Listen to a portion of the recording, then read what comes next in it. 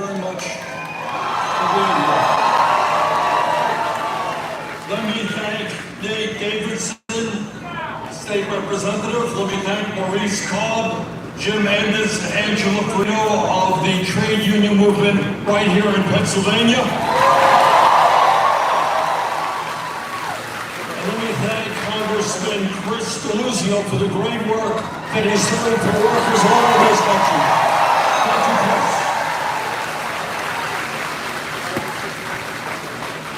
You know, I have been traveling this country lately. We've been in the Southwest, we've been in the Midwest, we've been in California, and we're here in the great Commonwealth of Pennsylvania.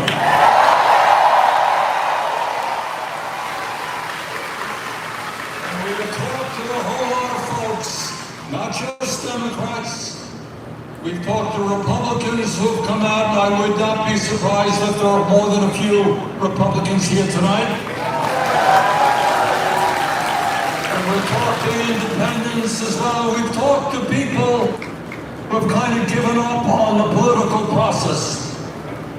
And what we are hearing loudly and clearly is the American people say no to oligarchy,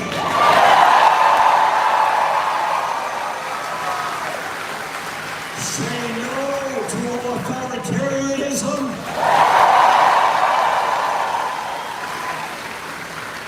say no to an economy in which the rich are getting richer while working people are struggling.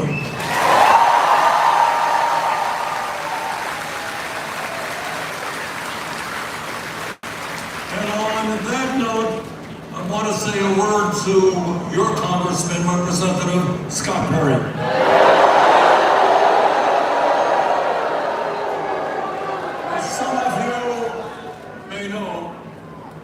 Republican leadership in the House and Senate are working on what is called a reconciliation bill. Thank you. It's Trump's big, beautiful bill. And what this big, beautiful bill will do is cut over $800 billion in Medicaid, nutrition programs for hungry kids, and cut educational programs. And at a time of massive income and wealth inequality, what they propose to do with those savings is to give over $1 trillion in tax breaks to the 1%.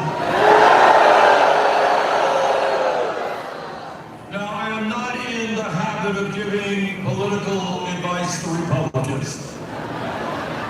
But I would say this to Representative Perry.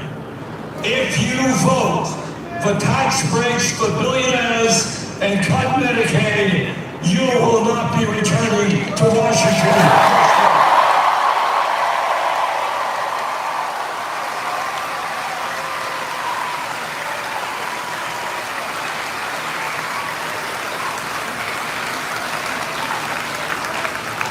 What is happening right now all across this country? We saw it in Philadelphia.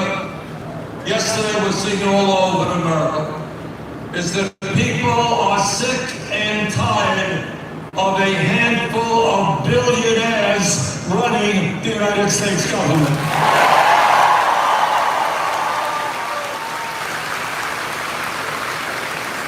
I want you to think about it for a moment. Think about the richest man on earth, Mr. Musk.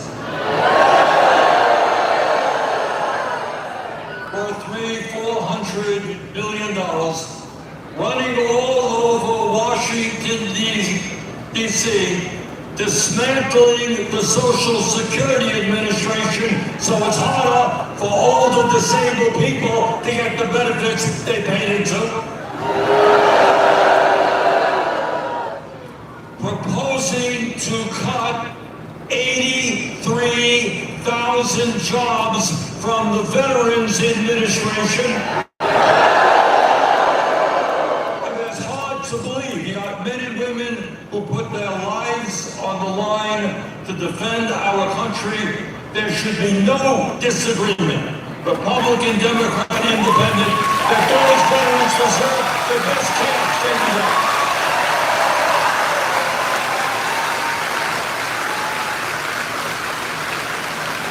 So we say to Mr. Musk and his billionaire friends, we are not going to allow you to dismantle Social Security or the VA.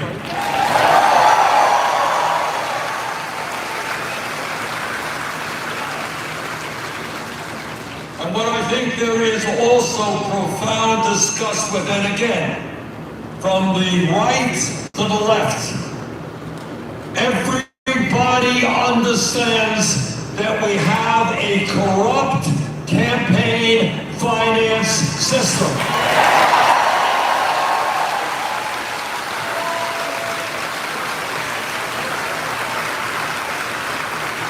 Now think about it for a moment. Think about the fact that Mr. Musk himself contributed $270 million to get Trump elected, and then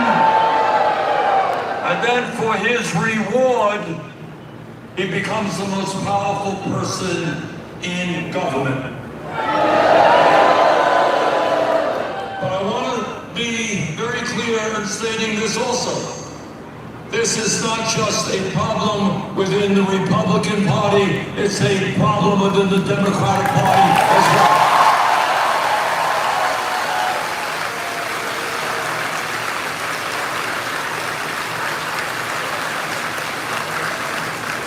I would say the overwhelming majority of Americans, again, regardless of your political view, do not believe that billionaires should be buying and selling politicians.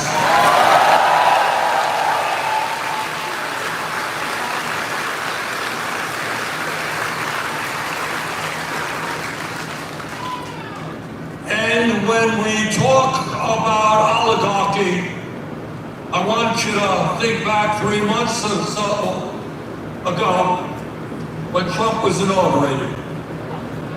I remember the scene. Ironically, I got kind of pushed into the front row. I kind of walked in and I said, Bernie, you're up front there. So I had the privilege about being as close to Trump as you guys ought to be.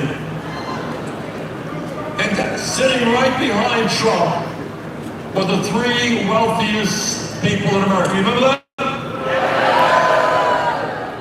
Mr. Musk, Mr. Bezos, and Mr. Zuckerberg.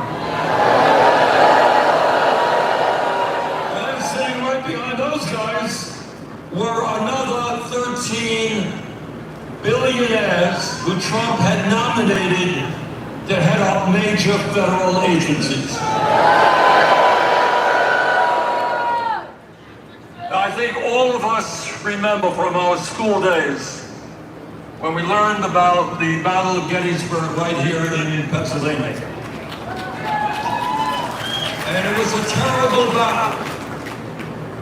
And 20,000 Union soldiers either died or were wounded on that day fighting to help end slavery. And a few days later, as you all know, President Abraham Lincoln went to the battlefield where just a few days ago people had died. Horrible battle. He looked out on that field and he said that so many words, our vision for the future of America is a government of the people,